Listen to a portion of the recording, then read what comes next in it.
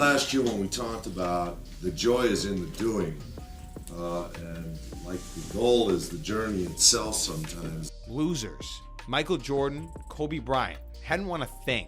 No conference titles, no NBA Finals appearances. I mean, imagine it. Jordan, the greatest player many of us have ever seen, couldn't win a championship. Pattern to Michael Jordan on the catch, realizing he had a defender there. Shaquille O'Neal and Kobe Bryant, two of the most dominant forces the league had ever witnessed, couldn't break through together. Bryant to Shaq! And then Phil Jackson walked into the room. Suddenly, everything changed. Like Phil Jackson used to walk through the locker room with a drum and a tom-tom. Boom, boom, boom, boom.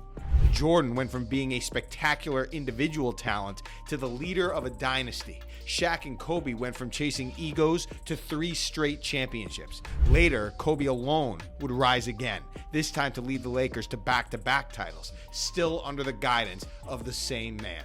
Phil Jackson wasn't just a coach, he was a kingmaker, the ultimate translator of talent into legacy. Jackson is on his man Gasol. And right now, we're going to dive into how he did it. Through the triangle offense, through his ability to manage egos, and through his almost Zen-like understanding of basketball and life. Let's start with Jordan and the Bulls. By the late 1980s, Michael Jordan was already an unstoppable scoring machine. He won MVPs, the Defensive Player of the Year award, and put up highlight reels that still circulate decades later. But every postseason, the Detroit Pistons, the bad boys, sent him home. Jordan was great, but the Bulls weren't a championship team. Why? Because basketball isn't just about one player. Jordan would score 50, sometimes 60 points, but the Bulls didn't have an identity beyond giving him the ball and hoping he could carry them. It was the same story for the early Kobe and Shaq Lakers. They had immense talent, but lacked cohesion. Their offense often developed into give it to Shaq inside, or let Kobe go one-on-one. Against disciplined playoff teams, that wasn't enough. These squads needed someone who could take all that talent, all those personalities, and mold them into something greater than the sum of their parts. Enter Phil Jackson. Jackson was not your typical coach. He wasn't a yeller, he wasn't a drill sergeant. Nicknamed the Zen Master, he brought meditation, Native American philosophies, and team-building rituals into the locker room. At first, it sounded odd, even out of place in the cutthroat world of professional sports, but it worked. Jackson believed in mindfulness, selflessness, and balance. He encouraged his players to meditate, to read, to think beyond themselves. This wasn't just feel-good stuff. It was a method to get superstar athletes to set aside ego and focus on the bigger picture. And to do that, we're going to have to take each one of these steps along the way and match them and meet the challenge that each one brings. But philosophy alone doesn't win championships. Jackson also brought a system, the triangle offense. The triangle offense, originally developed by Coach Sam Barry and perfected by Jackson's assistant Tex Winter, was built on spacing, movement, and trust. Here's how it worked. 3 players would form a triangle on one side of the floor, usually a post player, a wing, and a corner shooter. The other 2 players would balance the floor. From that structure, endless options opened up. Cuts, screens, post-ups, or kickouts. The brilliance of the triangle wasn't in any one play. It was in creating opportunities based on how the defense reacted. It forced players to read the game together, to consistently move and share the ball. For Jordan, this meant he no longer had to score 60 to win.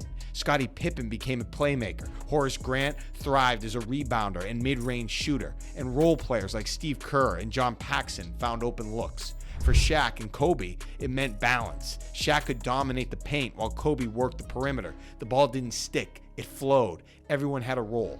In short, the triangle offense was a democracy in a league full of dictatorships, and Jackson was the president overseeing it all. With the triangle and Jackson's philosophy, the Chicago Bulls went from playoff underachievers to unstoppable champions. From 1991 through 1993, they won 3 straight titles. Then, after Jordan's brief baseball retirement, they came back to win 3 more from 1996 to 1998. That's 6 titles in 8 years. a dynasty. When Jackson left Chicago, people wondered if he could replicate that magic elsewhere and without Jordan. The answer came quickly in Los Angeles. In 2000, 2001, and 2002, Shaq and Kobe under Jackson won 3 straight championships. The same core that had been talented but dysfunctional finally became winners. After Shaq left, Kobe struggled to get back to the top, but when Jackson returned to the Lakers in 2005, Kobe found his balance again. The result? 2 more championships in 2009 and 2010. In total, Phil Jackson won 11 NBA championships as a head coach. That's more than Red Auerbach, more than Pat Riley, more than anyone in history. Of course, the triangle wasn't the only secret. Jackson's true genius may have been his ability to manage egos. Think about it. He coached Michael Jordan, the most competitive player in history, Scottie Pippen, who sometimes felt overshadowed, Dennis Rodman, one of the most unpredictable personalities the NBA has ever seen.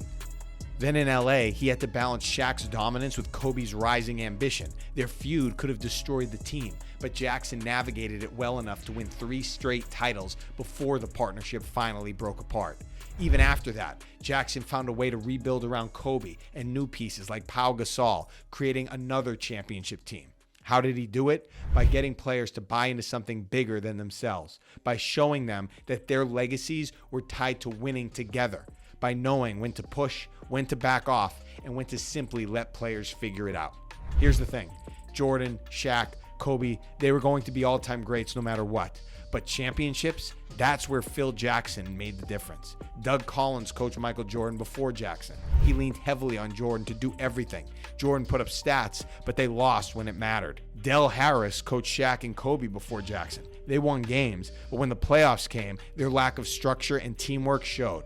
Phil Jackson was the X factor. He created order from chaos, identity from talent. That's why he's a kingmaker. Today, the triangle offense isn't widely used. Modern NBA offenses rely more on pick and rolls and spacing with three-point shooting.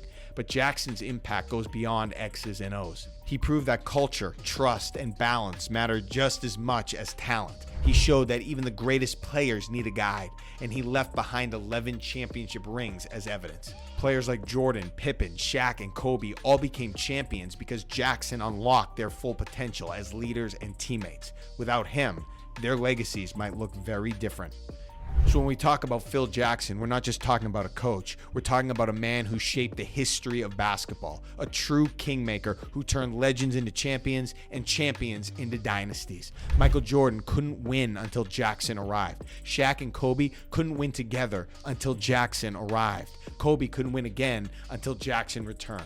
Phil Jackson wasn't just part of the story, he was the story. If you enjoyed this deep dive into the Zen Master's career, make sure to hit that like button, subscribe for more basketball storytelling, and drop a comment below. Do you think Phil Jackson is the greatest coach in NBA history, or was it more about the players that he coached and managed? Thanks for watching, and remember, even the greatest need a guide. These are the Swish Files.